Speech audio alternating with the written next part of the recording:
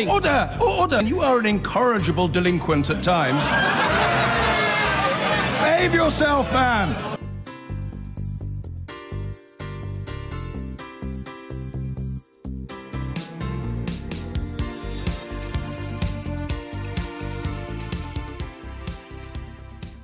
It's 26 minutes to 8.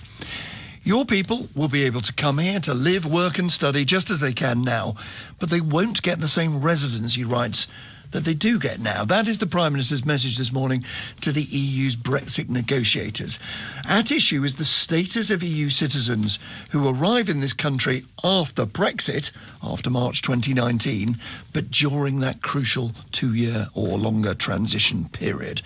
The EU have been demanding that freedom of movement for EU citizens continues completely unaltered until the moment Britain has completely left the club.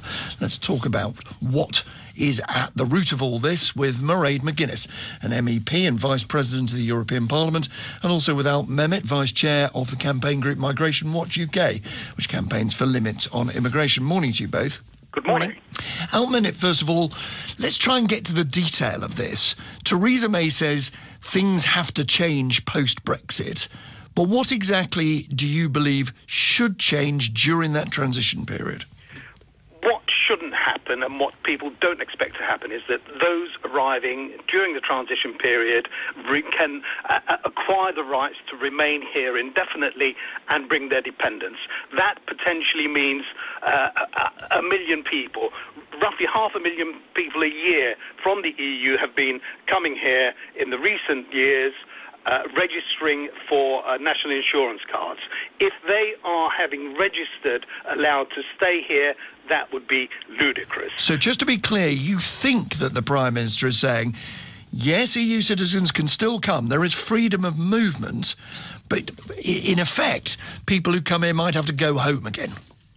Well, it's the rights that they acquire having arrived here. Look, Michel Barnier himself has said that once we leave, and that will be on in March next year, that means that we're going to be a foreign country. If we're a foreign country, then frankly, we should treat those coming here not exactly as we would if we were not a foreign country. Treat them as foreigners is what you mean?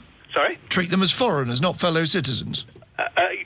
Well, they will be foreigners because we will be foreigners, according to Michel Barnier. Mairead McGuinness, isn't there a logic in that? If we're leaving the club, then the rules are going to change. Well, actually, there is a total illogicality because the European Union will insist that the rights of UK citizens in that transition period will remain exactly as they are today in terms of their access to EU member states and the rights that come with it. Well, and I think at issue, just to be clear, can you just be clear on the specifics? Well, there's not an issue of access, is there? People will still be able to live, to study and work. It is about rights, and I think we need to be very clear.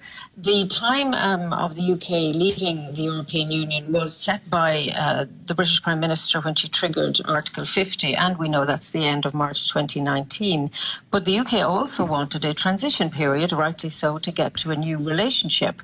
And it is very clear in the negotiating mandate agreed at Council and the Parliament will support that the provisions on citizens' rights agreed in the withdrawal agreement before Christmas should apply at the end of the transition period. Spell out the rights you're talking about. What rights are you concerned that EU citizens have now that they would lose? Let me just, I think it's not necessary to spell out the rights. What's necessary to say is that there will be no change in the current situation until the end of the transition period, because the negotiating mandate from the European Union side, clearly the UK now has a different position, is that the agreement around citizens' rights, which we discussed in great detail up to December in the withdrawal agreement, that they apply at the end of the transition. So your message to Theresa May is forget it. You can't have this.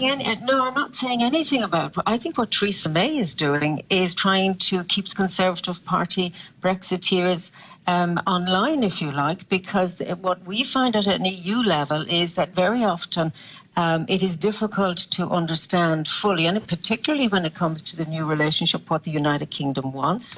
Clearly, when you look at the headlines this morning in some of the British newspapers, you can hear what is being said in relation to migrants. But I think there should be absolutely no misunderstanding here. And, you know, the words cherry picking are used substantially, but the idea of the transition is to get us both to a place where we have a new relationship. But in the interim, while the UK would leave the institutions, it remains within all of the acquis. And I think that was quite clear, at least from the EU side. Yeah. Am, these are scare figures that you're using, aren't they? You've just talked about potentially 1 million people coming. Well, hold on. The latest figures that have come out showed that net migration from the EU in the last quarter that was published was 9,000. Multiply that 4, because it's a quarter, you get 36,000 a year. Even if you say each of those people would bring in somebody else, that's 72,000. That is an awfully long way from a million that you've just warned about. I'm sorry, but over the average over the last 4 years have been 100. Over the last 5 years has been around 140,000. But migration is dropping from Europe at the moment. What we are looking at is the number of people who are coming here to work, to come here, take out national insurance cards and work. But the figures have dropped substantially, haven't they? Yeah, no, but no, they haven't. 500,000 has dropped from 600,000, frankly. What we're talking about is those who arrive here to work and register to work are allowed to remain here indefinitely and indeed have the right to bring in their dependents. Just very briefly, are you denying the Office for National Statistics figures that showed that net immigration from the EU in the last quarter published was 9,000?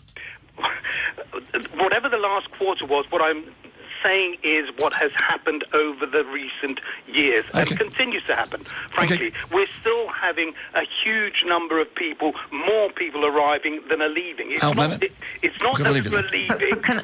Could I just intervene? Very brief, if you would, very briefly, to say those people who are going to the UK are there to work. And that argument about figures goes to show that there is little respect for the dignity of people, whether they're UK citizens or European, in terms of work. And I do insist the transition period has to be as it is. Good morning. Thank you. Good morning, and thank you to you both. I'm sorry to cut you off, but we have to move on, I'm afraid. Mairead McGuinness and Am, thanks very much.